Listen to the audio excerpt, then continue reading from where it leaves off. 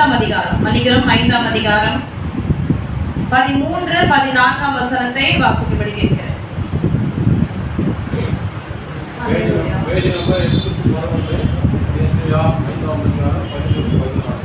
என் ஜனங்கள் அறிவில்லாமையினால் சிறைப்பட்டு போகிறார்கள். அவர்களில் கனமுள்ளவர்கள் பட்டினியினால் தொய்ந்து போகிறார்கள். அவர்களுடைய திரளான கூட்டத்தார் தாகத்தால் நாவறண்டு போகிறார்கள். அதிநிமித்தம் பாதாளம் தன்னை விரிவாக்கி தன் வாயை ஆவென்று மட்டில்லாமல் திறந்து அவர்கள் மகிமையும் அவர்கள் திரள் கூட்டமும் அவர்கள் ஆடம்பரமும் அவர்களின் களி கூறுகிறவர்களும் அதற்குள் இறங்கி போவார்கள்.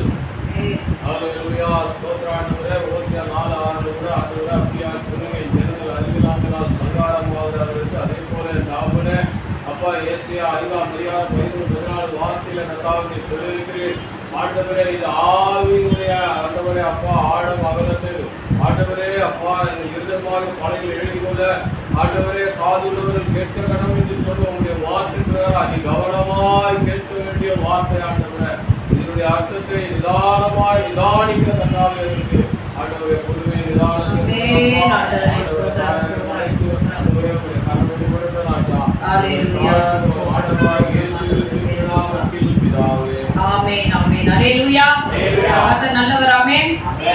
உட்கார்ந்து பிரசங்கம் பண்ணலாமா? வேதத்தின்படி அது சரியா தவறா? ஏற்கனவே சொல்லியிருக்கேன். உட்கார்ந்து பிரசங்கம் பண்ணலாமா? யாரெல்லாம் பண்ணக்கூடாதுன்னு சொல்றீங்க? தயவு செய்து உங்களே தான் கேட்குறேன். ஏன் எல்லாரும் அமைதியா இருக்கீங்க? சரி, அதாவது மத்தேயு சுவிசேஷம் மலைப்பிரசங்கத்துல பார்த்தீங்கன்னா 1, 2, 3 வசனம் பார்த்தீங்கன்னா தெரியும். அவர் திரளான ஜனங்களை கண்டு மலையின் மேல் ஏறினார். முதல்ல என்ன பண்ணாரு? மலையின் மேல் ஏறினார்.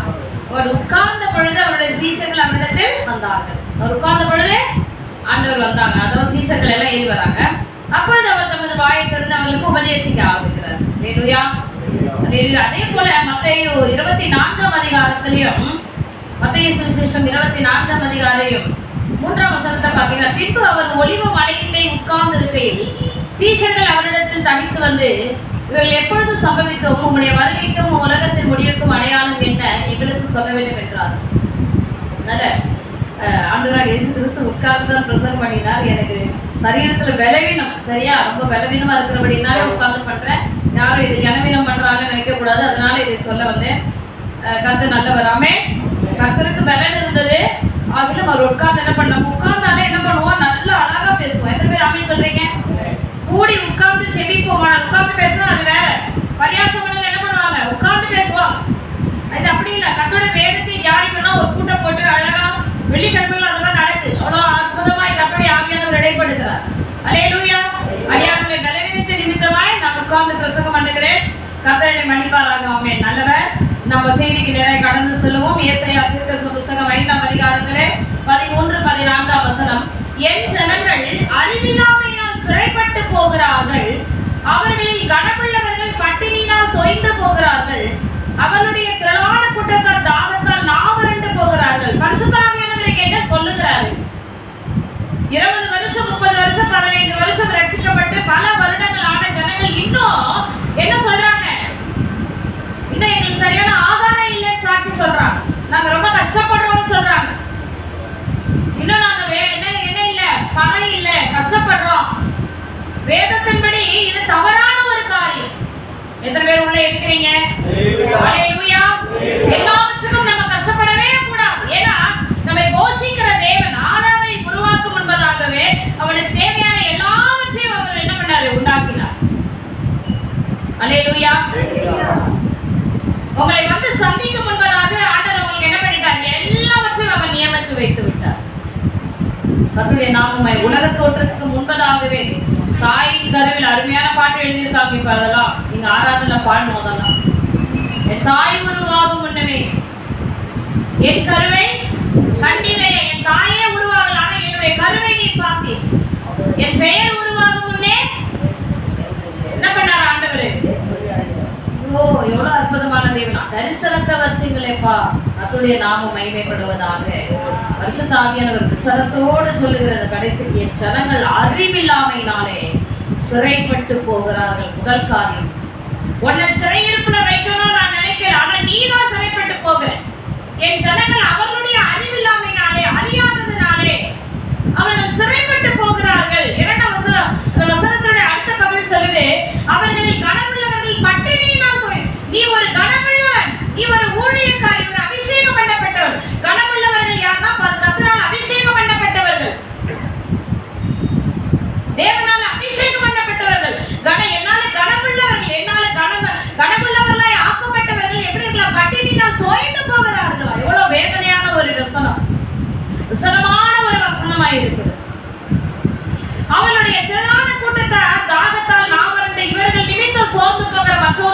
இருக்கிறாங்க, இவர்களை பார்த்து சோர்ந்து போகிறாங்க. கரெக்டா புரஜாதி சொல்லுவான், பைபிளை தூக்குற அவங்க வாழ்க்கையில என்ன நடக்குது, அவங்க என்ன சாட்சியா இருக்காங்க, அவங்க எப்படி இருக்கிறாங்க. இயேசுவை குறித்து நம்ம சொல்றதுக்கு என்ன இருக்கு? அவரால் என்ன முடியாது? உலகத்தாரே சொல்றோம், அவரால் முடியாத காரியம் ஒண்ணும் இல்லை. எத்தனை பேர் உள்ள இருக்கிறீங்க? வசனத்திலே பரிசுத்த ஆவியானவர் சொல்றாரு, என்ன நிமித்தம் இதெல்லாம் நடக்குதா? என் ஜனங்கள் அறிவில்லாமையினாலே அவர்கள் எப்படி இருக்கிறாங்க? சிறைப்பட்டு போகிறார்கள். அறிவில்லாமையிலே சிறைப்பட்டு போகிறார்கள். வசனத்தை கொடுத்துட்டேன், உங்ககிட்ட பெரிய பூட்டை கையில கொடுத்துட்டேன், சாவியும் கொடுத்துட்டாங்க, நீ திறக்காம அப்படியே வச்சிருக்கிற. உனக்கு வாக்கு தத்தங்களை கொடுத்துட்டேன், வார்த்தைகளை கொடுத்துட்டேன், பரிசுத்தாவியை உங்க தலைமையில வச்சுட்டேன். எவ்வளவு பெரிய கிஃப்ட்டுங்க! இந்த உலகத்துல பரிசுத்தாவிக்கு இணையானது எதுவுமே இல்லை. நமக்கு முதல்ல கிடைச்ச பெரிய கிஃப்ட் இயேசு கிறிஸ்து. அவர் கொடுக்கிற பரிசுத்தாவி, அவர் கொடுக்கிற வேத வசனங்கள் எல்லாமே உங்க கையில கொடுத்துட்டானா, நீ இன்னும் பசியா இருக்கிற, நான் விசனத்தோடு இருக்கேன், நான் கட்டுகளோடு இருக்கிறேன், நான் போராட்டத்தோடு இருக்கிறேன் என்றால் நீ அதை சரிவர அந்த வழியிலே நீ நடந்து வரவில்லை. இது நிமித்தம் உன்னை அழைத்த நாமம், என்னுடைய நாமமும் தூஷிக்கப்படுகிறது. எத்தனை பேர் உள்ள இருக்கிறீங்க? உங்களை சுத்தில இருக்கிற கிறிஸ்தவர்களை பார்க்காதீங்க. நான் உங்களுக்கு தயவா இன்னைக்கு சொல்றேன், கிறிஸ்தவர்களை பார்க்காதீங்க, ஊழியக்காரர்களை பார்க்காதீங்க, விசுவாசிகளை பார்க்காதீங்க, இயேசுவை மட்டும் நோக்கி பாருங்க. அவர்தான் நமக்கு ஒரு பெரிய ரோல் மாடல். ஆமென், ஆமென், அல்லேலூயா சொல்லுங்க. ஒரு கிறிஸ்தவனை பார்த்தா நான் என்ன பண்ணிடுவேன்? இன்னும் இப்படி இருக்கிறாங்க ஊழியக்காரங்க, இவ்வளவு மோசமா இருக்காங்க, இந்த இயேசுவை வேணாம்னு சொல்லாதே. ஊழியக்காரன் உனக்காக சிலுவையில் அடிக்கப்படல. மற்ற விசுவாசிகளை பார்த்து என்ன இவங்க எப்படி இருக்கிறாங்க, இந்த இயேசு எனக்கு வேணாம்னு சொல்லாத. அவர்கள் எல்லாம் கல்வாரி சிலுவையில் உனக்காக பாடுகள் அனுபவிக்கிற, உனக்காக கிரயம் செலுத்தப்பட்டவர் அவர்தான். அல்லேலூயா, அல்லேலூயா சொல்லுங்களேன், அல்லேலூயா. சொல்றாரு, என் ஜனங்கள் அறிவில்லாமையினாலே அவர்கள் எப்படி இருக்கிறாங்க? சிறைப்பட்டு போகிறார்கள். நீ இப்படி இருக்கணும்னு நான் அழைக்கவே இல்லை. இப்படி பட்டினியோடு தோய்ந்து போகணும். நீ கனமுள்ளவன், பரிசுத்தாவி உன் தலைமையில இருக்கு, உன் குடும்பத்தில் இருக்கிற போராட்டங்களை நிவர்த்தி ஆக்குற வல்லமை உன்கிட்ட இருக்கு. எத்தனை பேர் ஆமென் சொல்றீங்க?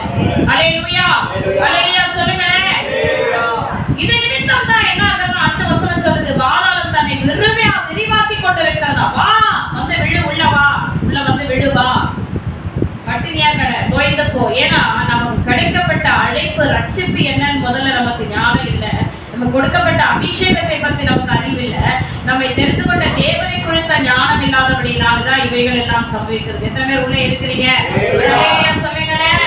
என்னை தேடி வந்த இயேசு கிறிஸ்து, என்னை தேடி வந்த இந்த உலகத்தை சிருஷ்டித்த தேவன் யார் என்பதை நான் முழுமையாய் அறிந்து கொள்ளாதபடினாலே அவர் எனக்கு கிருபையாய், இரக்கமாய், தயவாய் கொடுத்த அபிஷேகம் எப்படிப்பட்ட வல்லமை உள்ளது என்று அறியாதபடினாலே, அவர் என் கைகளிலே கொடுக்கப்பட்டதான இந்த வார்த்தைகளை நான் சரிவர அதை கவனிக்காத விட்டபடினாலே இன்னைக்கு நான் இன்னும் சரி. அதுதான் சொல்றாரு, என் ஜனங்கள் அறிவில்லாமையினாலே சிறைப்பட்டு போகிறார்கள். நீ சிறையிலேயே இருக்கிறபடினால் உன்னை வரவேற்கிறதுக்கு பாதாளம் தன்னை விரிவாக்கி கொண்டிருக்கிறது என்பதை நீ அறியாமல் இருக்கிறாயா? அந்த காலவேளையிலே பரிசுத்த ஆவியானவர் சொல்லுகிற, அருமையான தேவனுடைய ஆத்துமாவே, நான் கஷ்டப்படுறேன் நீ சொல்லவே சொல்லாத. என் கட்டுகளுக்கு என் பிள்ளை திருமணமாகுதுன்னு சொல்லாத. எனக்கு இது நடக்குதுன்னு சொல்லாத. எத்தனை பேர் உள்ள இருக்கிறீங்க? தயவு செய்து அல்லேலூயா என்ற வார்த்தையை தவறாய் பயன்படுத்தாதீங்க. அது வசனமா இருக்கு. கேஸ் பத்திக்கிச்சு அல்லேலூயா சொல்லலாமா? எதுக்கு அல்லேலூயா சொல்லணும்? தேவ நாமத்தை மகிமைப்படுத்ததான் உன் வாயில அல்லேலூயா வரும். வீடு ஃபுல்லா கேஸ் நிரம்பிடுச்சு அல்லேலூயா சொல்லணும் சொல்லக்கூடாது. இந்த வார்த்தை என்பது இன்னைக்கு நம்ம தவறாய் பயன்படுத்துகிறோம். கர்த்தருடைய நாமத்தை மகிமைப்படுத்துகிறதுக்காக மட்டும் தான் இருக்கணும். எத்தனை பேர் ஒரு அல்லேலூயா சொல்லுவீங்க? அல்லேலூயா சொல்லுங்க, அல்லேலூயா சொல்லுங்க. இங்க உட்கார்ந்திருந்த பரிசுத்த ஆவியானவர் என்னை ஏவினார், அதனால சொல்றேன். நிறைய பேர் பேசவே வரதுனால நிறைய சோதனை சொல்லிட்டே இருக்காங்க. சோதரம், சோதரம், சோதரம். எதற்காக நீ சோதரிக்கிறாய்? எதற்காக நீ தேவனுடைய நாமத்தை மேம்படுத்தி? இன்னைக்கு நம்ம நிறைய காரியங்களை நம்ம என்ன செய்யறோம், எதுக்காக நம்ம உபயோகிக்கிறோன்றதே இல்லாம போயிடுச்சு. பிரியமானவர்களே, ஆண்டவர் சொல்றாரு, உன் நிமித்தம் உன்னை வரவேற்கிறதுக்கு அந்த பாதாளம் உன்னை வரவேற்கிறதுக்கு காத்து கொண்டு இருக்கிறது. அருமையான ஒரு செய்தி. 5 விதமான அக்கினை கொடுத்து கடந்த வாரத்துல பார்த்தோம். பாதாளம் என்ன பண்ணிருக்கு? கொஞ்சம் தகனிக்கிற இடம் தான். ஆனா எரி நரகம் இருக்கு பாருங்க. நியாய தீர்ப்புக்கு பிறகு அந்த எரி நரகத்துல நித்திய நித்திய காலமாக நீ பாடுபடுவே. பாதாளத்தையே உன்னால சகிக்க முடியாது. இந்த எரி நரகத்துக்குள்ளே போவாயா? ஆண்டவர் சொல்றார், நீ அறிவில்லாமையினாலே சிறைப்பட்டு போயிருக்கிறாயே. நீ கனமுள்ளவன், ஆனால் நீ பட்டினி என்று வந்து சாட்சி சொல்லுகிறாய். பரிசுத்த ஆவியை உன்னால் ஊற்றி இருக்கிற அந்த வல்லமைக்கு எவ்வளவு மகத்துவம் இருக்கு. அநேகருக்கு இந்த பரிசுத்த ஆவி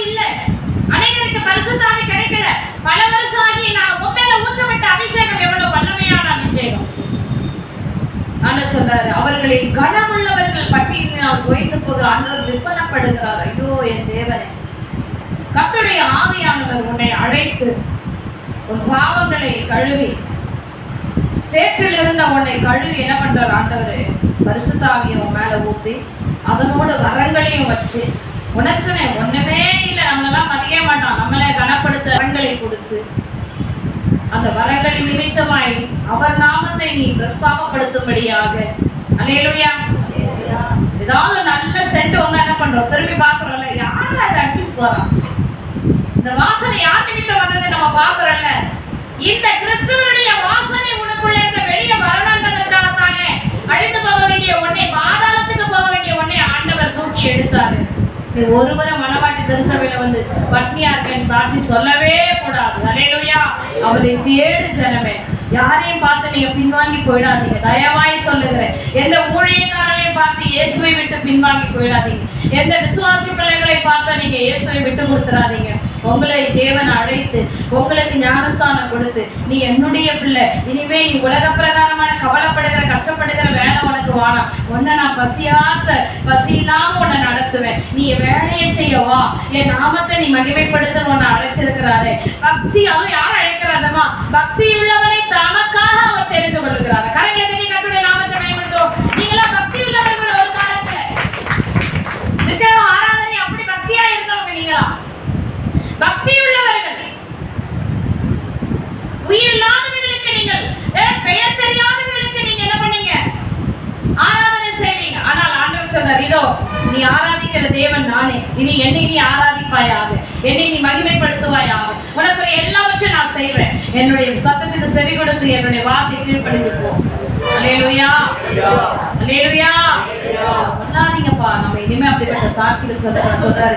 அறிவில்லாமையினாலே என் ஜனங்கள் சுரைப்பட்டு போகிறாள், கனமுள்ளவர்கள் பட்டினினால் தோய்ந்து போகிறார்கள், அவர்களுடையவர்கள் திரளான குற்றத்தால் தாகத்தாலே நாவறண்டு போகிறார்கள். உட்கார்ந்து செவி, ஆண்ட சமூகத்துல சேரு, உனக்கும் தேவனுக்கும் இருக்கிற பிளவை சரி பண்ணு. அல்லேலூயா. மகளுக்கு உடனே திருமணம் ஆகும், உன் வீடுகள் கட்டப்படும், எல்லாமே வாசல்கள் திறக்கப்படும். உன்னை இப்படியே வைத்துக் கொள்ள வேண்டும் என்று தேவன் அழைக்கவில்லை. எத்தனை பேர் இருக்கிறீங்க? அல்லேலூயா. அவருடைய நாமம் மகிமைப்படுவதாக. சிலரை ராசரமாகவே வைத்திருப்பார், ஐஸ்வர்யவானை நோக்கி பார்க்கும்படிக்கு.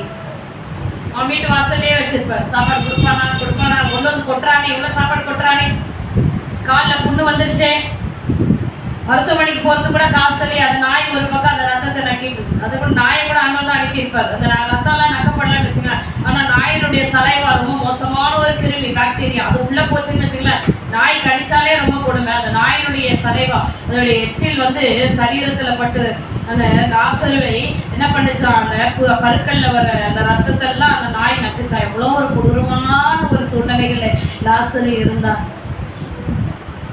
வீடு வாசல் இல்லை, இன்னைக்கு வீடு வாசல் இல்லையா, நீ அதை பத்தி கவலைப்படாத. வீடு இல்லையா, உனக்கு கவலைப்படாத. மருத்துவமனைக்கு போறது உனக்கு காசு இல்லையா, கவலைப்படாத.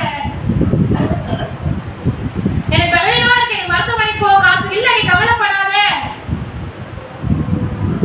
என் வீடு இப்படி கட்டப்பட்டு இருக்கு, நீ கவலைப்படாத. உன்னை அழைச்ச தேவனை பாரு, அவர் உன்னை எதுக்காக அழைச்சாருன்றது யோசனை பண்ணு. தயவாய் உங்களிடத்துல சொல்லுகிறேன், யார் மேல என் மேல கஷ்டம் தான் ஆளுக்கு வராம இருந்துடாதீங்க. மாமனார் மாமியார் வந்திருக்காங்க, என் மேல என்ன கஷ்டம் தான், நீங்க ஆலயத்தை விட்டுறாதீங்க, தேவனை விட்டுறாதீங்க, கர்த்தரை விட்டுறாதீங்க. தயவு செய்து இந்த காலவரையில சொல்றேன், எந்த ஊழியக்காரர் எந்த மனுஷனை பத்தி இயேசுவை விட்டுறாதே. உன்னை அழைத்தவர் உண்மை உள்ளவர், அவர் நடத்துவார், உன்னை போஷிப்பார், உன்னை தாங்குவார். எத்தனை பேர் சொல்றீங்க, மருத்துவமனைக்கெல்லாம் போய் நான் காசை செலவு பண்ணங்க, என்னைக்கு ஆண்டவரத்துல வந்தேனோ அது வரைக்கும் இன்னைக்கு எப்படி இருக்கிறேன், நான் பலத்தோட அந்த தண்ணியை ஜோம் பண்ணி குடிச்சுட்டு ஓடுறேன். நான் உடனே ஏசப்பா ரத்தத்தெல்லாம் தேடுவாங்க, என்ன எங்க என்ன பாட்டில் ஏடுன்றவங்க எத்தனை பேர் கரங்களை பேசி காட்டுங்க, ஆண்டவர் பார்க்கட்டும். அல்லேலூயா. என் கணவர் நேற்று பகிர்ந்து கொண்டார், எனக்கு ரொம்ப முடியல உடம்பு, எங்க அம்மா அந்த இடத்துல சுலுவு போட சொன்னாங்க, நீ சொன்ன அந்த ஒரு வார்த்தை வச்சு அந்த இடத்துல விசுவாசமா சுலுவு போட சொன்னாங்க, எனக்கு சரியாயிடுச்சு. என் தொண்டையில எல்லாம் பயங்கர ரணம், ஹாஸ்பிட்டலுக்கு போய் நான் மெடிக்கல போய் மாத்திரை வாங்கி போட்டேன். அவர் ஜெபம் பண்றேன்னு சொன்னா அவர் கேட்கல, ஆனா என்ன பண்ணாரு, மாத்திரையில மெடிக்கல் வாங்கி போட, இந்த பக்கம் ஃபுல்லா ரணம். அவங்க அம்மாட்ட சொல்லிட்டு அவங்க அம்மா சொல்லியிருக்காங்க, நீ சுலுவு போட்டே இருப்பாங்க சரியாயிடும். நான் எப்பயோ சொன்ன காரியங்களை மனதில் வைத்து நைட்டு தூங்குற வரைக்கும் நான் அந்த இடத்துல சுலோ போட்டே இருந்தேன். கிட்டத்தட்ட 2 மாசமா இருந்த அந்த ரணங்கள் அந்த இரவே சரியாயிடுச்சு. காலையில் நல்லபடியாக என்ன சொல்றாரு, நீ சொன்ன அந்த ஒரு வார்த்தை எங்க அம்மா இன்னும் ஞாபகம் செய்யறாங்க. எங்க அப்பாவுக்கு உடனே அந்த நெஞ்சு வலிக்குதான் உடனே ஐசப்ப ரத்தத்தை எடுத்து தேய்ச்சிட்டு எனக்கு கோல் பண்ணுவாங்க. அப்ப நீ கர்த்தரை விசுவாசிக்கிற, தேவனை விட்டுறாத. அந்த தேவனுடைய வல்லமையை தெரிஞ்சிருக்கு. ஏன்னா நாளைக்கு அவர் கேட்பாரு, என் வல்லமை உனக்கு தெரியும்னு கேட்பாரு. கேட்க மாட்டாரா? தயவு செய்து யாரையும் பார்த்து இயேசுவை விட்டு வழிவி போவாதீங்க. தேவன் உங்களை அழைத்த தேவன் உண்மை உள்ளவர். அவர் நடத்துவார். ஆமென். அவர் நடத்துவார். உன் வீட்டுல குறைவுகளோட வைக்கணும்ன்றது தேவனுடைய காரியம் இல்ல. இன்னைக்கும் ஆண்டவர் பேசுறதுதான். உன் தகப்பனை என்னைக்கோ அவனை சாகடிச்சிருப்பாங்க. அவன் 3 மணிக்கு விடிய காலம் 3 மணிக்கு எழுந்து போய் பச்சை தண்ணில குளிச்சுட்டு உட்கார்ந்து ஜெபிக்கிறான். பத்தியா, அந்த பச்சை தண்ணில குளிக்க மாட்டான் எந்த வயசானவனும். இப்போ செய்யறாரு. நான் சொல்லுவேன்ப்பா வேண்டாப்பா அதிகம் அப்புறம் சேர்த்து வச்சுட்டு அது பெரிய வேலை இல்ல. கத்தருக்காக சுத்தமா போய் நிக்கணும்னுக்கா 3 மணிக்கு போய் பச்சை தண்ணியை ஊற்றி குளிச்சுட்டு போய் உட்காந்து ஜெபிக்கிறேன். ஏன்னா எனக்கு தான் தெரியும் என் வீட்டுல எவ்வளவு மந்திர கிரிகள் நடமாடுறதுன்னு, விசுவாசங்கள் நடமாடுறதை பாக்குறேன், பிள்ளைகள் கட்டுகள் இருக்கிறதை பார்க்கிறேன். 3 மணிக்கு உட்கார்ந்து ஜெபிக்கிறாருங்க. இன்னைக்கும் ஆண்டவர் சொல்றாங்க 3 மணி அந்த அதிகாலை அதிக இருட்டோட உட்கார்ந்து ஜெபிக்கிறபடி நடத்தான் அவன் உயிரோட இருக்கிறான். என்னோட ஒரு நல்ல உறவில்லை என்றால் இந்நேரம் அவர்களை விழுங்கி இருப்பார். 124ஆம் சங்கீதம் சொல்லுது, மனுஷர்கள் நம்மை உயிரோட விழுங்கி இருப்பார்கள். கர்த்தர் தாமே நமது பக்கத்தில் இராவிட்டார். ஆனா நான் இன்னும் ஆண்டவர் சொல்றாரு, நான் இன்னும் சிறையிருப்புல இருக்கேன், என் வீட்டுல எதுவும் சீர் செய்யப்படல, எதுவுமே செய்யல நீ சொல்லுவாயானால் அருமையான தேவனுடைய பிள்ளைய கர்த்தரை குறை சொல்லாத. முதல்ல நீ சீர்படுத்திக்கோ, உன்னை சரிப்படுத்திக்கோ. கர்த்தரை விட்டுடாத, இயேசுவை விட்டுடாதீங்க, ஜெபத்தை விட்டுடாதீங்க, வேத வாசிப்பை விட்டுடாதீங்க, அவரை சோத்திரம் பண்ணுகிறதை விட்டுடாதீங்க. வசனம் சொல்லுதே, என் ஜனங்கள் அறிவில்லாமைனால அவள் நான் எல்லாத்தையும் வெளிப்படுத்திட்டேனே, உன்னை வந்து அழைக்கும் பொழுதே உன் மரணக்கட்டை உடைச்சு உன் வீட்டு தேடி வந்து உன்னை விடுதலை ஆக்கிட்டேனே, உனக்கு இருந்த கட்டுகளை உடைச்சிட்டேனே, உன்னை கழுவி பரிசுத்த அதாவது மன திரும்புதலுக்கு என்று உனக்கு ஒரு தண்ணீர்னாலே ஞானஸ்நானம் கொடுத்தாச்சு, பரிசுத்தாவினாலே உனக்கு ஞானஸ்நானத்தையும் கொடுத்துட்டேன், வரங்களையும் வச்சுட்டேன், இன்னும் எனக்கு விடுதலை இல்லை, நான் இப்படி இருக்கேன் நீ சொல்லுவாயானால் தேவன் கடைசி நாட்களிலே இதோ அவர் வருகை நாட்களில் அவருக்கு கணக்கு கேட்பாரே. நியாயத்தீர்ப்பில் அவர் கிடத்துல கணக்கு ஒப்புவிக்க வேண்டுமே. அருமையான தேவனுடைய பிள்ளைய இந்த காலவெளியில பரிசுத்தாவி உன்னோடு அசைவாடி கொண்டு இருக்கிற எத்தனை பேர் ஆமென் சொல்றீங்க? அல்லேலூயா. அடுத்த வசனம் தெளிவா சொல்லுங்க, இது நிமித்தம் அது நிமித்தம் இப்படியெல்லாம் இவர்கள் நடக்கிறதுனால அது நிமித்தம் பாதாளம் தன்னை விரிவாக்கி தன் வாயை ஆவென்று மட்டில்லாமல் திறந்தது. அவர்கள் மகிமையும் அவர்கள் திரள் கூட்டமும் அவர்கள் ஆடம்பரமும் அவர்கள் கலிக்குறலும் அதற்குள்ள என்ன பண்றாங்களா, இறங்கி போவார்கள்.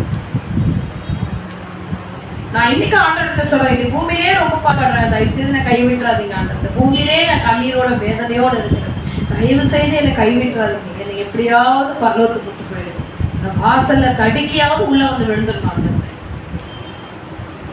இப்ப ஆண்டோட சமூகத்துல வெள்ளிக்கிழமை ஐயா செய்து கொடுத்துருப்பா, நான் கேட்டேன் ஆண்டவர்கிட்ட, ஆண்டவரே ஞாயிற்றுக்கிழமை ஒருவரத்துல வந்து நிப்பாங்களா, அன்னைக்கு கணவர் பக்கத்துல வந்து நிப்பாரா, பிள்ளைகள் வந்து நிப்பாங்களா, கேளுங்க ஆண்டவர் கேளுங்க, அவ அதெல்லாம் பண்ணான்னு சொல்லி கேட்பாங்களான்னு சொல்ல ஒருவருமே வர மாட்டாங்க. அன்னைக்கு நீயும் நானும் தான். நீ இல்லை என்று சொல்லுவாயனா அங்க பணம் போடப்படும். அப்படியே ரீவைண்ட் பண்ணி உன்னுடைய எத்தனை வயசுல நீ வாழ்ந்தியோ அத்தனை வயசு வரைக்கும் இத்தனை 43 வயசுல நீ என்ன செஞ்ச, 26 வயசுல நீ என்ன செய்த என்பதை அங்க படம் போட்டு காட்டுகிறதுக்காக தூதர்கள் காத்திருப்பார்கள். ஞாபக புஸ்தகத்துல வைக்கப்பட்டு இருக்கும். உன் கிரியைகள் எல்லாம் கணக்கெடுக்கப்பட்டு கொண்டு இருக்க பாட்ட சொன்னா யாரும் வரமாட்டாங்க மகளே, யாரும் வரமாட்டாங்க. நியாயத்தீர்ப்புல வர்ற நாங்க முன்னாடி நிக்கணும், சிதாசனத்துக்கு உள்ளதாக அவன் நிக்கணும், அவன் ஆத்துமா வந்து நிக்கணும். அவனா யாரு? அவன் ஆத்துமா வந்து நிக்கும். ஆண்டவர் இவன் யாருன்னு கேட்பாரு. அப்ப கூட அவங்க சொல்லுவாங்க, பேர் சொல்லுவாங்க, இவன் தான். என்ன பண்ணியிருக்கான்? ஒண்ணுமே பண்ணல, எதுவுமே செய்யணும். ஆண்டவரே எத்தனை நாள் ரட்சிப்பு? 25 வருஷம் ரட்சிக்கப்பட்டு அவன் மேல எல்லாத்தையும் நான் ஊத்திட்டேன், அவனுக்கு செய்ய வேண்டியதை நான் எல்லாம் செஞ்சுட்டேனான்னு கேட்பாரு. அவனுக்கு ஆமா ஆண்டவரே நீங்க அவனை போஷிச்சீங்க, அவனை வழி நடத்துனீங்க, அவனை பாதுகாத்தீங்க, கிட்டத்தட்ட 8 தடவை அவனுக்கு ஆக்சிடென்ட் ஆக வேண்டியது, 8 தடவை மரண கட்டு இருந்தது, எல்லாத்தையும் நீங்க உடைச்சீங்க, எல்லாம் ஆண்டவர்கிட்ட சொல்லப்படும். தேவன் சொல்லுவாரு, நீ பரலோகத்துக்கு தகுதி இல்லாதவன். அங்க இருக்கிற 2 தூதர்களை சொல்ல, இவனை இழுத்துக்கொண்டு போய் பாதாளத்துல எரிநரகத்துல தள்ளு. ரொம்ப கொடுமையான ஒரு சூழ்நிலைகள். அது நிமித்தம் இப்படியெல்லாம் நீங்கள் நடக்கிறது நிமித்தம் பாதாளம் என்ன பண்ணுதா, விரிவாக்கி கொண்டே இருக்கிறதா. இயேசுவை அறிஞ்சிட்ட நீ பெருமையா இருக்கியா? பரிசுத்தாவி இருக்கிறது நீ பெருமையா இருக்கியா? வரங்கள் இருக்கு நீ பெருமையா இருக்கியா? நீ ஊழியம் செய்கிற பெருமையா இருக்கியா?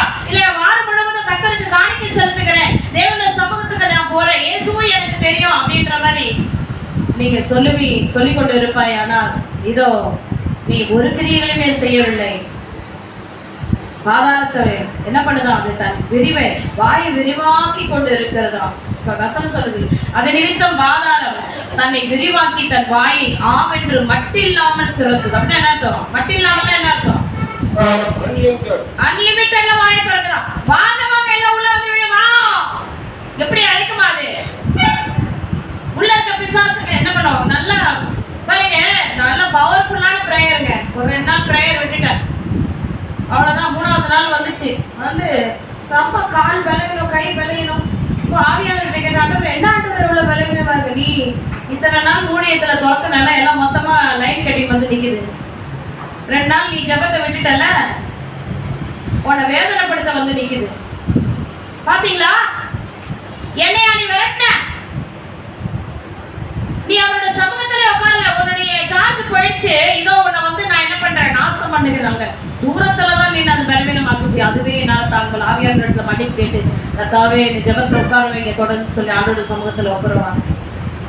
இன்னைக்கு அப்படிதான். இன்னைக்கு நம்ம நல்லா ஜபம் பண்ணுவோம், மறுநாள் விட்டுருவோம்.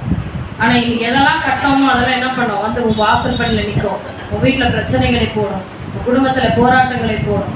ஊழியத்துக்கு போயிட்டு வந்தா பின்னாடியே என்ன பண்ணுவோம், வந்து ஏண்டா போகணுன்ற அளவுக்கு வீட்டுல மனைவி நிமித்தம், கணவனை நிமித்தம், பிள்ளைகளை நிமித்தம் தேவ பிரசனத்திலிருந்து இருந்து உள்ள வரும் பொழுது அங்க நல்ல பவர்ஃபுல்லா ஊழிய செஞ்சுட்டு வீட்டுக்குள்ள வரும்பொழுது அங்க என்ன இருக்கும், காத்துக்கிட்டு இருப்போம். இப்படி என்றால் இந்த பூமியில கிறிஸ்துவுடைய நாமத்தை நம்ம ஏற்றுக்கொண்டு அவருக்குரிய கிரியைகளை செய்யாதபடி பிசாசுடைய கிரியைகளையே முழுமையாய் செய்து கொண்டு இருப்போமானால் பாதாளத்துல பாதாளம் என்ன பண்ணுது, விரிவாக்கி வா உள்ளவா வா உள்ளவான்னு சொல்லி என்ன பண்ணுதா, தன்னை விரிவாக்கி அந்த அக்கினிலே, நரக அக்கினிலே அவர்கள் விழுவார்கள். அதுதான் அந்த கனமுள்ளவள். நீ பரிசுத்தாவி உண்மையில் ஊற்றப்பட்டிருக்கின்றால் நீ கனமுள்ள பாத்திரம். ஏன் நீ பட்டினியில தோற்று போற? வேதவசனம் சொல்லுது, கர்த்தரை தேடலுக்கு ஒரு நன்மையை குறையப்படாது என்று எல்லாம் சொல்லியிருப்பாங்க. அதான் சொல்றாரு, அறிவில்லாமை நானே சங்காரமாக. நீ முதல்ல என் இடத்துல ஞானத்தை கேட்டு பெற்றுக்கொள்ள. அதான் கர்த்தர் நீ சொல்ற காலம், ஞானத்தை கேடு. எண்ணத்தை, மனுஷன் எண்ணத்தை சம்பாதித்தால் அவன் என்ன சம்பாதிக்கணும், ஞானத்தை சம்பாதிக்கணும், புத்தியை தெரிந்து கொள்ள வேண்டும். உலகம் முழுவதும் அவன் ஆதாயப்படுத்தினாலும் தன்னுடைய ஆத்மாவை அவன் நஷ்டப்படுத்துவானால் அதனால உனக்கு லாபம் என்ன அப்படின்னு ஆண்டவர் கேட்டிருக்கார். அல்லேலூயா, அல்லேலூயா. கர்த்தருடைய நாமம் மகிமைப்படுவதாக. எத்தனை பேர் உள்ள இருக்கிறீங்க? வசனம் சொல்லுது, ஆவென்று மட்டில்லாமல் திறந்தது அவர்களுடைய மகிமை. இதுவரைக்கும் அவங்களுக்கு உலக பிரகாரமாய் கிடைச்சது. போற இடத்துல எல்லாம் அவங்களுக்கு ஒரு மகிமை இருக்கும். எல்லாருக்கும் ஆண்டவர் கனம் வச்சிருக்காருல்ல, எல்லாருக்கும் கனம் இருக்கு. ஆனா அந்த கனம் எல்லாம் பாதாளத்துல போகும்பொழுது ஒண்ணுமே இல்லாம இறக்குவார்களாம். நித்திய காலமாக அங்கே பாதிக்கப்படுவார்கள். வெளிப்படுத்தல் விசேஷத்துல நம்ம அழகாய் அருமையாய் பார்த்தோம். அழகா என்ன பண்ணாங்களா, அவங்களாம் வெண்ணங்கியை தரித்து முதல்ல 12 கோத்திரத்தார்களுடைய பெயர்கள் எண்ணப்பட்டது. அவர்கள் எல்லாம் முடிஞ்ச பிறகு பெரிய சகல ஜாதியிலிருந்து கோத்திரங்களும் ஜனங்களும் வந்தார்கள். வெளிப்படுத்தல் 7ஆம் அதிகாரத்துல 9ஆம் வசனம் சொல்லுது, இவைகளுக்கு பின்பு நான் பார்த்த பொழுது இதோ சகல ஜாதிகளிலும் கோத்திரங்களிலும் ஜனங்களிலும் பாஷைக்காரர்களும் வந்ததும் ஒருவரும் எண்ணக்கூடாதுமான திரளான கூட்டம். அல்லேலூயா. 12 கோத்திரத்தை கூட ஆண்டவர் கவுண்ட் பண்ணி வச்சிருக்காங்க. ஆனா நம்மளாம் எப்படி இருக்கிறோம், திரளான கூட்டத்தார், புற ஜாதிகளுக்கு கிடைச்ச ரட்சிப்பு எல்லாரும் இருக்காங்க. அது மட்டும் இல்ல, நல்லா கவனிக்கணும், திரளான கூட்டமாகிய ஜனங்கள் வெள்ளை அங்கிகளை நல்லா பாயிண்ட் பண்ணீங்க, ஒயிட் ட்ரெஸ் பாத்துங்க, வெள்ளை அங்கிகளை தரித்து தங்கள் கைகளில் குருத்தோலைகளை பிடித்து சிங்காசனத்துக்கு முன்பாகவும் ஆட்டுக்குட்டியாளர் முன்பாக நிற்க கண்டேன். 13ஆம் வசனத்தை 60 வாசிங்க.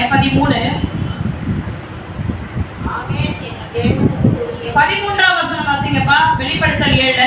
அப்பொழுது மூப்பர்களில் ஒருவன் என்னை நோக்கி, வெள்ளை அங்கிகளை தரித்திருக்கிற இவர்கள் யார், எங்கே இருந்து வந்தார்கள் என்று கேட்டார். அதற்கு நான், ஆண்டவனே, அது உமக்கே தெரியும் என்றேன். அப்பொழுது அவன், இவர்கள் மிகுந்த உபத்திரவத்திலிருந்து வந்தவர்கள், இவர்கள் தங்கள் அங்கிகளை ஆட்டுக்குட்டியானவருடைய ரத்தத்திலே தோய்த்து வெளுத்தவர்கள். அல்லேலூயா.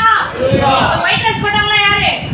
ரத்த சாட்சியாய் மரித்தவர்கள், தேவனுக்கென்று வைராக்கியமாய் நின்ற திரளான கூட்டத்தார். சிங்காசனத்துக்கு பக்கத்திலேயே இருக்கிறாங்க.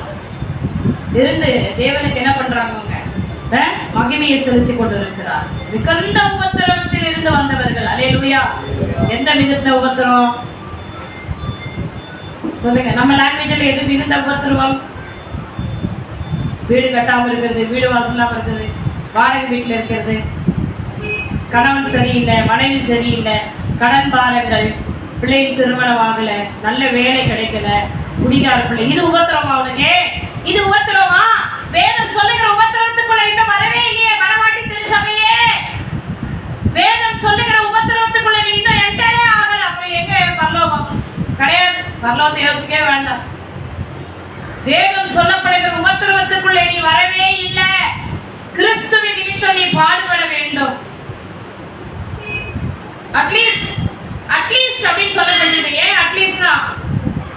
அது அட்லீஸ்ட்க்கு என்ன அர்த்தம் சொல்லுங்க மிஸ், சொல்லுங்கப்பா.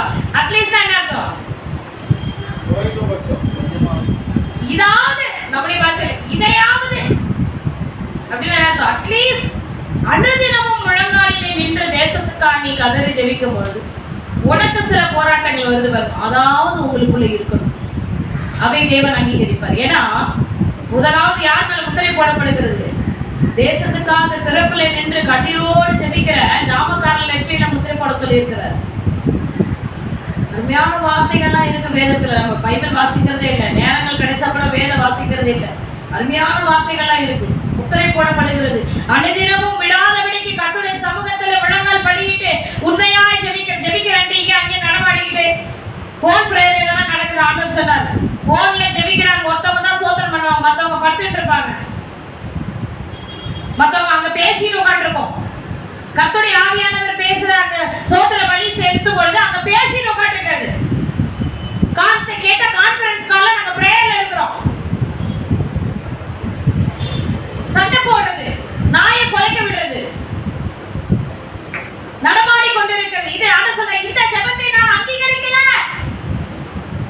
நான் வீட்ல ஜெபிக்கிறேன், நான் உபவாசம் போடுறேன்றாங்க. அந்த உபவாசம் எனக்கு நான் அங்கீகரிக்கல. நான் அங்கீகரிச்சிருந்தால் என்னைக்கு உங்களுக்கு நான் பதில் கொடுத்திருப்பேன் அப்படின்னு ஆண்டவர் நான் கேட்கிறேன். ஆண்டவர் கிட்ட, ஆண்டவர் உங்க வீட்ல உபவாசம் போடுறேன்றாங்களே, வீட்ல ஜெபிக்கிறேன்னு சொல்றாங்களே, ஏப்பா இன்னும் நீங்க சரியா மாற்றாம இருக்கீங்க? இந்த பிள்ளைக்காக நீங்க என்ன சொல்ல வரீங்க? இல்ல, ஒரு சோதனை உண்மையா அவர்கள் முழு இருதயத்தோட எனக்கு செலுத்தவே இல்லை. அருமையான வார்த்தைகளை நாங்கள் பார்த்து வெளிக்கிறோம்.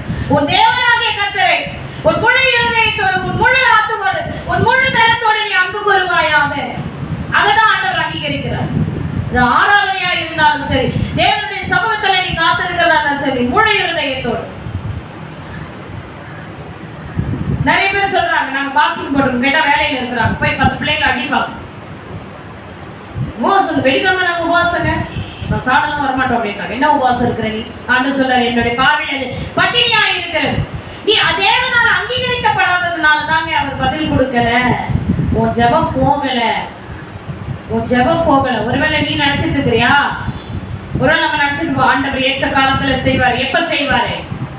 ஏற்ற காலத்துல செய்கிறதுனா என்ன அர்த்தம்? தன் காலத்தில் தன் கனியை தருவான்றனா அது என்ன அர்த்தம்? வேத வசனங்கள் என்ன சொல்லப்படுகிறது?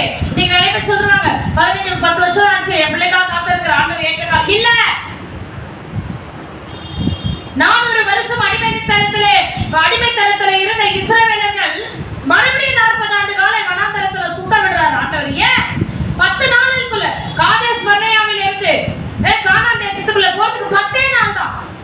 போய் அழகா பாலும் தேனும் ஓடுகிற கானான் தேசத்துக்குள்ள போட்டு ஊழியக்காரனுக்கு விரோதமாய் முறுமுறுப்பு, தேவனுக்கு விரோதமாய் முறுமுறுப்பு, தேடாத குறைவுகள், தங்கள் இஷ்டத்துக்கு மனுஷர்களை கனப்படுத்துகிற காரியங்கள், வார்த்தைகளிலே குறைவுகள் இருக்கிறபடினால ஆண்டவர் மறுபடியும் 40 ஆண்டு காலம் போ வனாந்தரத்தில் அலைந்து தெரியும். ஆனா உன் ட்ரெஸ் தெரியாது, உன் காலடிகள் ஒண்ணாகாது, உன்னை போஷிப்பு எல்லாம் நடக்கும். இன்னைக்கு அப்படிதான் நடத்துறாரு. எங்கேயோ பட்டினியா விடுறாரா? எங்களை நல்ல துணி கொடுக்காம இருக்காரா? எங்கேயாவது போய் நம்ம அவமானப்பட்டு வர்றோமா? எல்லாம் நடக்கும். ஆனா சிறையிருப்பு மட்டும் மாற்றப்படவே மாற்றப்படாது. நீ அங்க சாட்சியா இருக்கிறதுக்கு வாய்ப்பே இல்லை. ஆண்டவர் சொல்றார், நீ என் இடத்துல திரும்பி.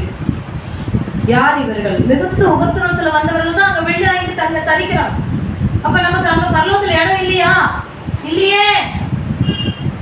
பல வருஷம் ரட்சிக்கப்பட்ட நம்ம இன்னும் தேவனுடைய சமூகத்துல அவர் நிமித்த பாடணும். இன்னைக்கு தேசத்துல எவ்வளவு கொடூரம் நடக்குது. வாலிப பிள்ளைகள் மடிஞ்சு போகிறாங்க. சின்ன குழந்தைங்க கூட பாலியல் பலாத்காரம் பண்றாங்க. அந்த குழந்தைகளுக்காக கண்ணீர் விட்டு அழப்போகிறது யாரு? மந்திர கட்டுக்கு இருக்கிறதெல்லாம் சர்ச்சுக்கு வராம போய் ஹாஸ்பிட்டல்ல மாச கணக்குல படுத்திருக்கு. ஒருத்தர் ஜிஹெச்சுக்கு போறான்னா பேக்ல நிறைய துணி எடுத்துட்டே போயிடுறான். ஏன்னா அவன் அனுப்ப மாட்டான் லேஸ்ல, 2 மாசம் ஆகும். அது மந்திர கட்டுங்க, அது மரண கட்டுங்க. அதை ஐடென்டிஃபை பண்ண வேண்டிய நீ, பரிசுத்த ஆவி பெற்றிருக்கிற நீ, அதை ஐடென்டிஃபை அவனுக்கு ஜெபம் பண்ண வேண்டிய நீ என்ன பண்ற?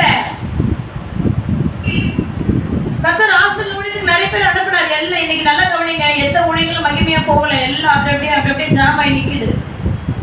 மருத்துவமனை ஊழியங்கள்லாம் ரொம்ப விடுதலையா போக இல்லை. டிராக்ஸ் ஊழியம் கூட நம்ம முதல்ல பார்த்தோம்னா நிறைய பேர் என்ன பண்ணுவாங்க, டிராக்ஸ் நிறைய கொடுப்பாங்க. இப்ப டிராக்ஸ் ஊழியக்காரர்களை பார்க்க முடியல, மிஷனரி ஊழியர்கள் பார்க்க முடியல, ரொம்ப அரிதாயிடுச்சு. நிறைய பெரிய பெரிய வெளிய கூட்டங்கள் எல்லாம் அரிதாயிடுச்சு. ஆகிலும் கர்த்தருடைய தேவ என்ன நடக்குது? எல்லாம் ஆயத்தமாகி கொண்டிருக்கிறது. அவருடைய வருகைக்கு எல்லாம் ஆயத்தமாகி கொண்டிருக்கிறது.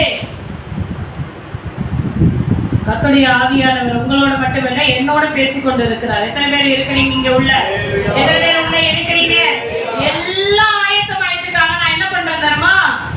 என் குடும்பத்துக்காக நான் ஆண்டோட சமூகத்துல இன்னும் செய்யல, இன்னும் கட்டு உடைக்கல அப்படின்னு இருக்கும்.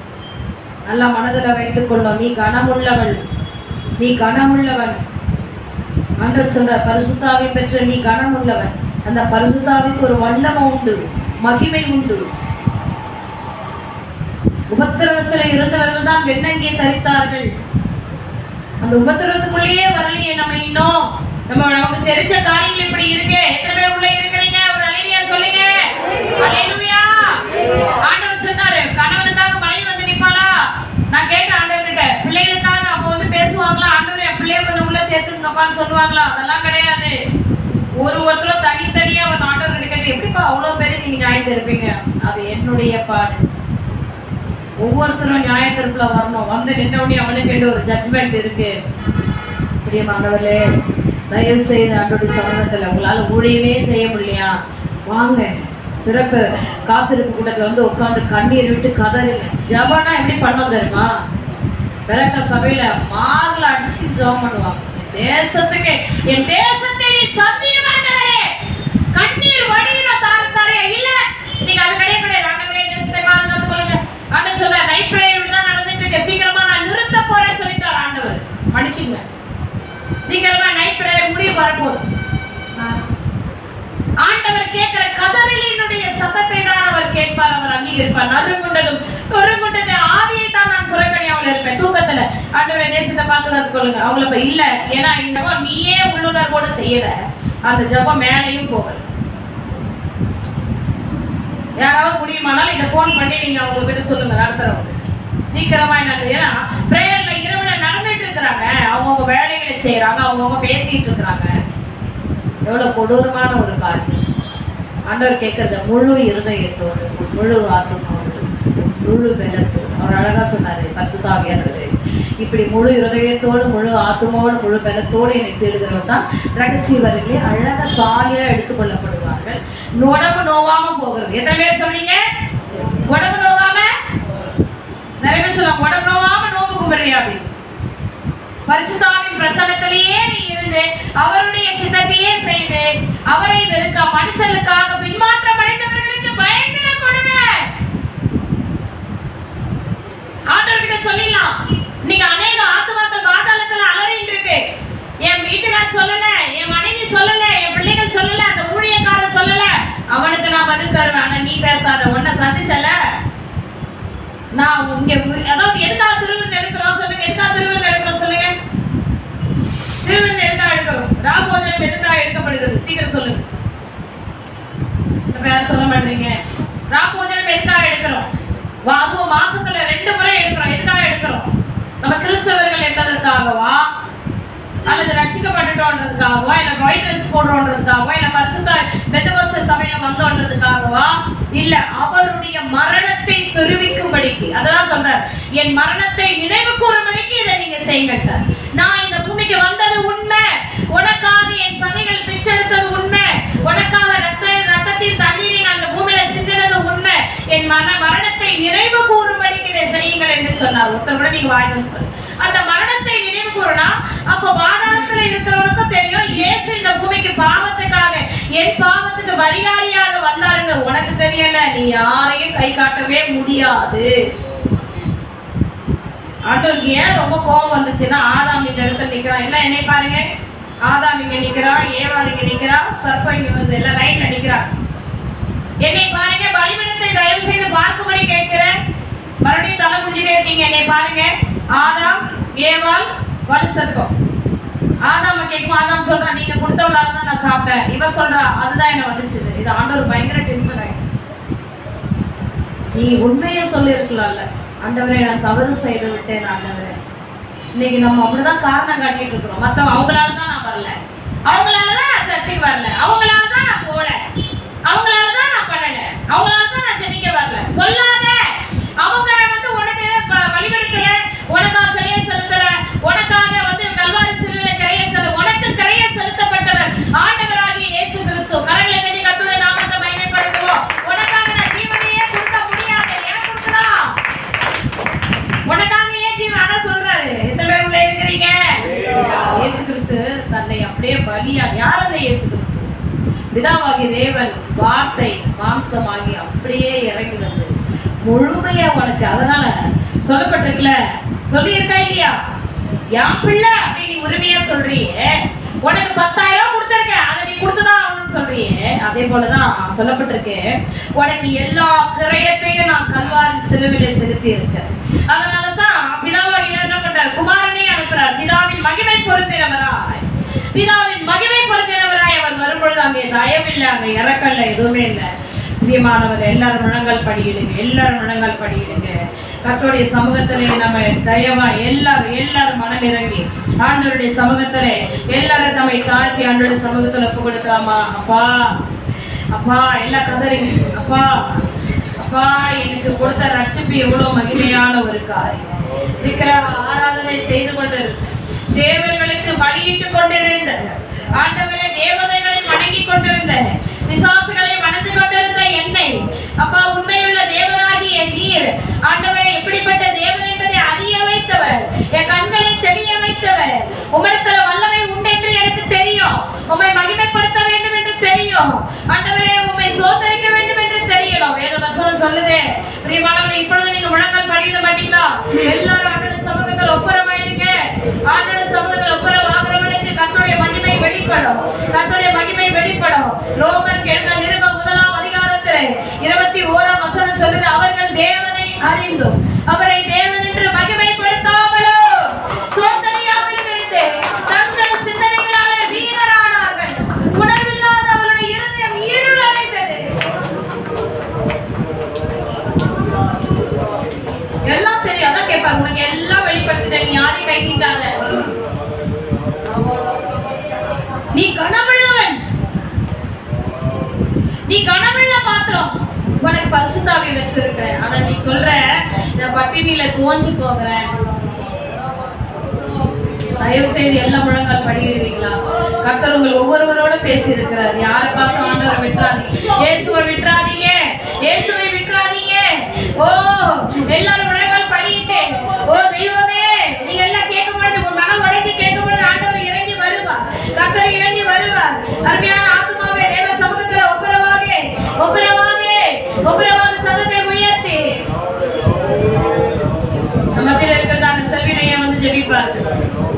ஹல்லேலூயா. எல்லாரும் கர்த்தருடைய நாமத்தை அறிந்திருக்கிற நாம் தேவ சமூகத்தில் ஒப்பு கொடுப்போம்.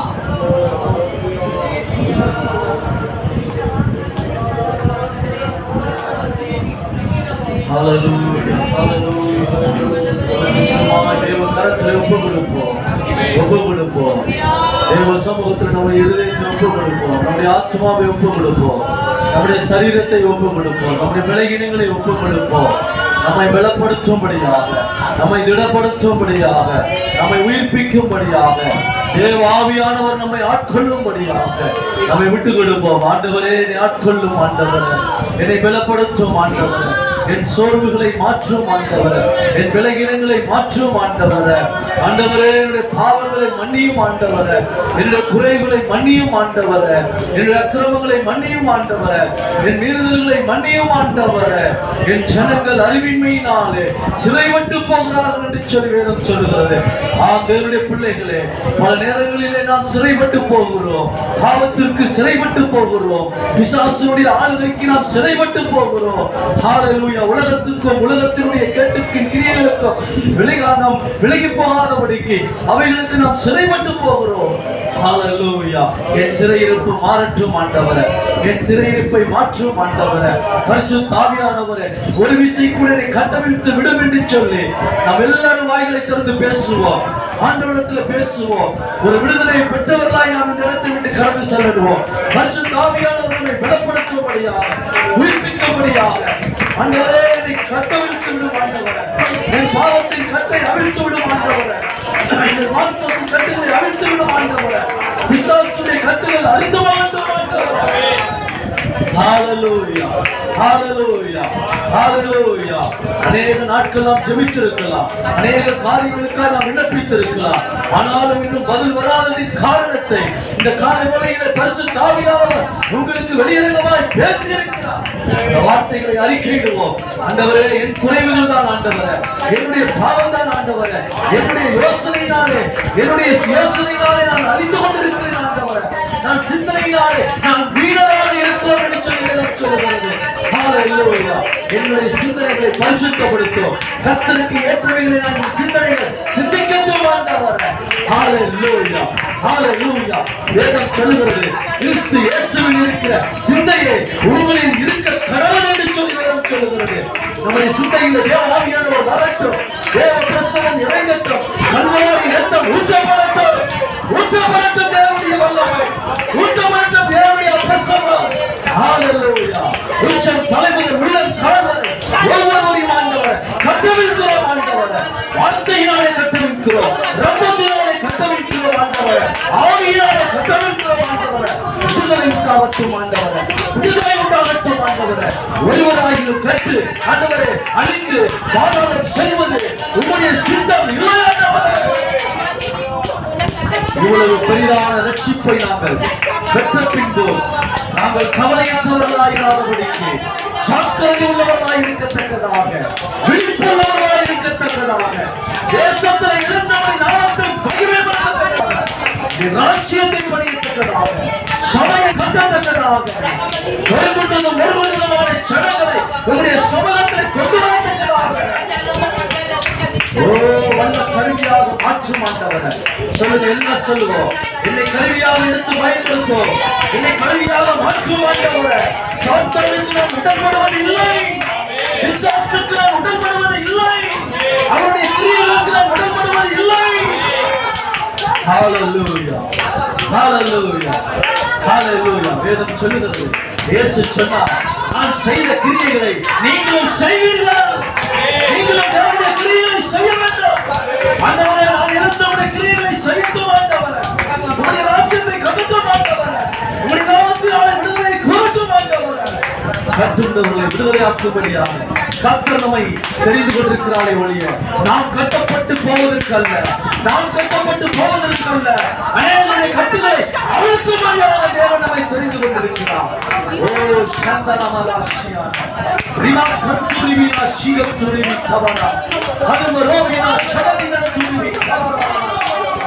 ஓ மை சொந்தரிக்கிறோம் ஆண்டவரே, ஆண்டவரே மை சொந்தரிக்கிறோம் ஆண்டவரே. ஒப்புவிக்கிறோம் ஐயா, எங்களை ஒப்புவிக்கிறோம் ஆண்டவரே. இந்த ஆவி உம்முடையது, இந்த ஜீவன் உம்முடையது, இந்த சரீரம் உம்முடையது, இந்த ஆத்துமா உம்முடையது. ஆதாரத்திலிருந்து நீர் ஆண்டவரை தூக்கி எடுத்திருக்கிறீர் ஆண்டவரே, என்னை ரட்சித்திருக்கிறீர் ஆண்டவரே, உம்முடைய கல்வாரி இரத்தத்தினாலே பரிசுத்தப்படுத்தியிருக்கிறீர் ஆண்டவரே. ஹalleluya, ஹalleluya. உம்முடைய சித்தத்திற்கு நாங்கள் அர்ப்பணிக்கிறோம் ஆண்டவரே. உம்முடைய வார்த்தைக்கு நாங்கள் அர்ப்பணிக்கிறோம் ஆண்டவரே. எங்கள் சிறையிருப்பை இந்த காலையிலே மாற்றினதுக்காக ஸ்தோத்திரம். எல்லாரும் மகிமைப்படுத்துவோம். கரங்களை தட்டி ஆண்டவரே, என் சிறையிருப்பை மாற்றினீர், உம்முடைய வார்த்தையை கொண்டு எங்களுடைய சிறையிருப்பை மாற்றினதுக்காக ஸ்தோத்திரம் ஆண்டவரே. நன்றி ஆண்டவரே, நன்றி ஆண்டவரே, நன்றி ஆண்டவரே, நன்றி ஆண்டவரே. ஹalleluya, ஹalleluya. ஓ நீ சோதரிக்கிறோம் ஆண்டவரே. ஹalleluya. மரணமோ ஜீவனோ நாசமோ மோசமோ பட்டயமோ பட்டினியோ எது வந்தாலும் சரி கர்த்தருடைய அன்பை விட்டு ஒன்றும் பிரிக்க முடியாது. சொல்ல, ஒன்றும் பிரிக்க முடியாது. கிறிஸ்துவின் அன்பை விட்டு எதுவும் எங்களை பிரிக்க முடியாது. ஹalleluya. இந்த ஆண்டவரே, இந்த வாழ்க்கை உம்முடையதப்பா, இந்த ஜீவன் உம்முடையது தாவே. உம்முடைய கரத்தில் நாங்கள் அர்ப்பணிக்கிறோம். உம்முடைய திருக்கரத்திற்குள்ளாய் எங்களை ஆண்டு வழி நடத்துவீராக. உம்முடைய பிரசன்னம் எங்கள் மேல் இருக்கட்டும் ஐயா. ஹalleluya. இந்த நாளிலே வந்த ஒவ்வொருவரையும் ஆண்டவரே, உம்முடைய வார்த்தையினாலே கர்த்தாவே புதுப்பித்ததுக்காய் ஸ்தோத்திரம், உயிர்ப்பித்ததுக்காய் ஸ்தோத்திரம், கண்களை தெளிவித்ததுக்காய் ஸ்தோத்திரம் ஆண்டவரே, புதிய உற்சாகத்தை கொடுத்ததுக்காய் ஸ்தோத்திரம், கட்டுகளை அவிழ்த்து போட்டதுக்காய் ஸ்தோத்திரம், ஒரு விசுவாசத்தை கட்டளையிட்டதுக்காய் ஸ்தோத்திரம், ஒரு புதிய நம்பிக்கை கொடுத்ததுக்காய் ஸ்தோத்திரம், பலவீனத்தை மாற்றினதுக்காய் ஸ்தோத்திரம், ஜெப ஆவியை ஊற்றுகிறதுக்காய் ஸ்தோத்திரம். ஹalleluya, ஹalleluya. நன்றி ஆவியானவரே, நன்றி ஆவியானவரே, நன்றி ஆவியானவரே. ஹalleluya. வந்தவர்கள் வந்தவனுமாய் அல்ல, புதிய பலத்தை பொறுப்படியாக அந்த புதிய தரிசனத்திற்குள்ளாய் ஆண்டவரே கட்டப்படும்படியாக கர்த்தர் கிருபை செய்ததற்காய் ஸ்தோத்திரம். தொடர்ந்து இந்த வாரம் முழுவதும் கிருபை எங்களோடு கூட இருக்கட்டும் ஆண்டவரே. உடைய வார்த்தை இடைபடட்டும் ஐயா. ஓ, உடைய வார்த்தைக்காய் நிலை நிற்கட்டும் ஆண்டவரே. சாட்சி உள்ளவர்களாய் நிற்கட்டும் ஐயா. ஊழியம் செய்ய ஒவ்வொருவருக்கும் கிருபை செய்யும் ஆண்டவரே. ஒவ்வொருவரையும் ஆண்டவரே எடுத்து செல்லுகிற இடங்களிலே உம்முடைய நாமத்தை மகிமைப்படுத்த கர்த்தர் கிருபை செய்யும். வருகிற வாரத்திலே புதிய ஜனங்களை கொண்டு வரும்படியாக கர்த்தர் உதவி செய்யும். அப்படி நீ செய்கிறபடியால் உமக்கு நன்றி. இந்த வாரம் முழுவதும் ஆண்டவரை நன்மையும் கிருபையும் பெற்றுக்கொள்ள வேண்டும். இயேசுவின் நாமத்தில் ஜெபிக்கிறோம் நல்ல பிதாவே, ஆமென். ஆமென். எழுந்து நிற்போம். காணிக்கைக்காக நம்மிடத்திற்கான அன்பின் ஜெபிப்பார்கள். பாருங்க, ஐயா ஆபிரகாம் ஐயா வந்து ஒரு பாட்டு பாடுறாங்க.